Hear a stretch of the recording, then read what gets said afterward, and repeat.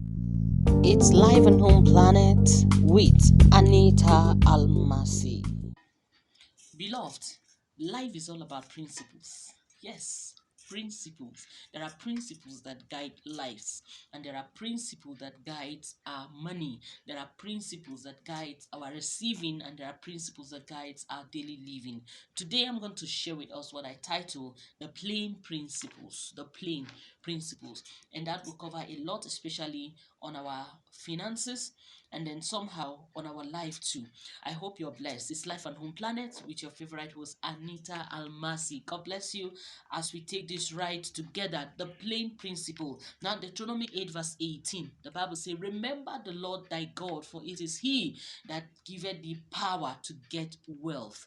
It's he that gives you power to get wealth. Now, one of the powers that God has given us is the principles that guide each of our daily living. It's a principle that guides our daily routines, our daily life. Just like every product, or most products rather, have manuals that guides us into using them. That's how God has given us principles that guides our daily life and teaches us what to do. So we're looking at the plain principles today, and I hope you get blessed after this ride. God bless you. Now, number one, we have the P. When you ask me of plain, I'm explaining P.L.A.I.N. P.L.A.I.N. The plain principles. First is letter P, which stands for productivity. And here I will say increase your productivity. Yes. Don't buy what you can make. A lot of us have handworks, but yet we prefer to just spend money. We buy stuff we don't use, we buy things we don't even need in the house. You go to some houses, they have rechargeable lamps, they have phones with touch lights, they have candles in the house, they have lamp with what you call it now, rechargeable lamp holders all over, littered all over the places. Don't buy what you can make. Number two, do something that adds value to you on daily basis. Be productive. Learn to add value to your life. We have talked about this several times, that the world appreciate people that are adding value on daily basis, on monthly basis, on yearly basis. You can't afford, 2023 is just around the corner. You can't afford to be the same person you have been all this while. Do something that adds value to your life daily, and then start small. The power of starting small. Is it a relationship? Is it a marriage? I remember I had a friend, and then one day I was asking, I began feeling like a distance in the relationship, and I was not comfortable with it. I thought I had done something wrong.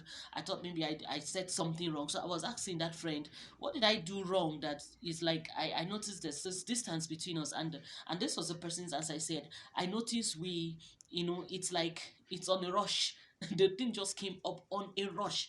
And yes, it now dawned on me that things have to start little by little, despite not the days of little beginning. A lot of times we just want to grow overnight. A lot of times we just want to achieve things overnight. No, start small and grow big. Start your relationship small, grow big. Marry that man that is small in his finances and grow big together. Be with that family that is small and grow big. It's a principle of productivity. Increase your productivity. Then create multiple streams of life. Your joy should not be attached to one object. See, if this is your object of happiness, and somehow, like me, I love tea, whatever kind of tea, black tea, milk tea, beverage tea. Now, if this tea happens to be my object of happiness, and at a point I discover that this thing is not adding joy to me, what do? I change my object of happiness and turn it into the saucer. Life is all about choices, the choices we make, and what we make out of them. I hope you're getting blessed. Now we're talking about the principle of productivity. Number two, which is the L part of the plain principle. We have lower your expenses. Yes, lower your expenses. This should go mostly to women. No, did I say women? We have extravagant men. We have men that don't even know how to manage their finances. We have people without economy literacy, or people without financial literacy. It is not enough for you to go to school. There are people that are highly educated but are not financially literate. Unimportant things should not, unimportant spending should not be part of you. Lower your expenses. God teaches you to get wealth, but he will not teach you to get wealth to waste things. God does not like waste. Spend only on what is important and necessary. Ensure that each time you ditch your hand into your pocket to buy something, you're actually buying what is important and necessary. Be deliberate about lowering your costs, whether it's on data, on your shoes, on your clothes, or whatever it is you have to do. Be deliberate about it. Time will come that you will go get the whole world if you want to, but when you're in the principle of live and grow, for it is God who gives us power to get wealth. Remember that the wealth is not even yours, it is of the Lord. The earth is the Lord's, the fullness thereof, and the world that they there that you know that and they that dwell therein. So whatever you do, be conscious of the fact that you have accountability to make, which bring me to my next point, number 3, the A part of the plain principle: accountability. Let nothing be lost. In the book of John chapter 6 and verse 12, Jesus said, gather the fragments, that remains, and that nothing be lost. Let nothing be lost. And the Bible says 12 baskets were gathered. That happened at the feeding of the 5,000. Jesus did not allow waste. He gathered up the baskets, the disciples gathered up the basket, and 12 baskets full were realized. Imagine if they have just dumped the whole thing.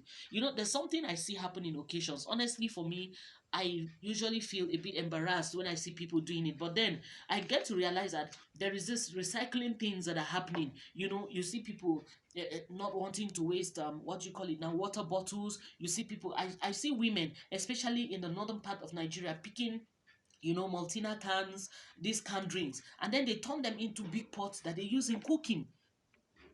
Try your possible best to be accountable for whatever it is that you have. Some of us, our men will give us money for certain things. You will not be able to account for them. Some of us, our brothers and sisters, travel out of the country, suffering over there and trying to make ends meet, sending us money to, try to invest something in for them. I've seen many cases where people were giving money to build houses, but they never did any of such. Why? Because we lack accountability. In the plain principle of life, of getting wealth, you must be accountable. Let nothing be lost. Say no to wastage. Say no to wastage. Don't allow yourself to be wasteful.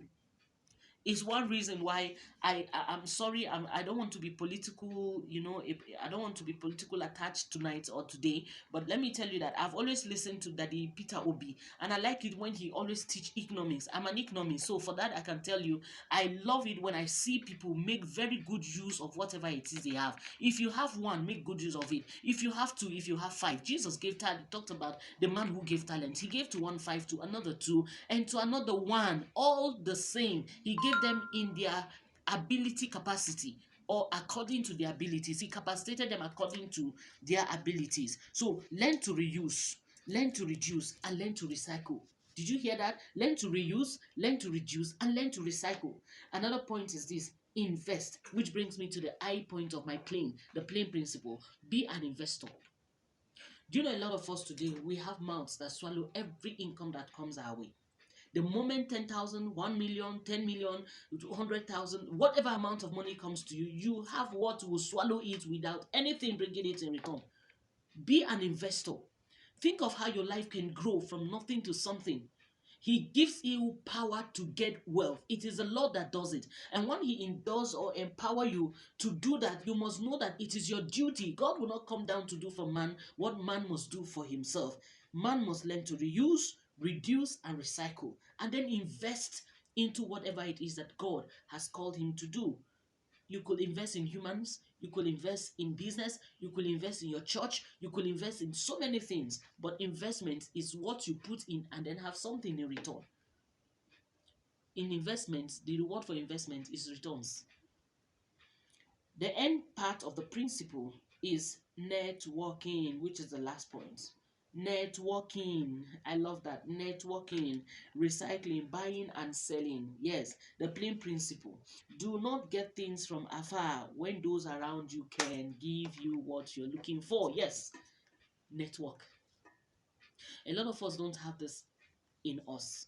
We like the isolation life. The isolated life. We like living a life of loneliness. It's just me, myself. I pick my bag, pick my car keys, straight to the mall, and then I get what I want to get. And what will I do with the food vendor, by the way? What will I do with the tomato seller just near my house? No, I have to get my things packed. It has to be canned. It has to be this. No, no. Network with people. You have something to give out, and then they have something to give you return. Where there is a healthy koinonia between people, that is networking in a church or community, Nobody lacks.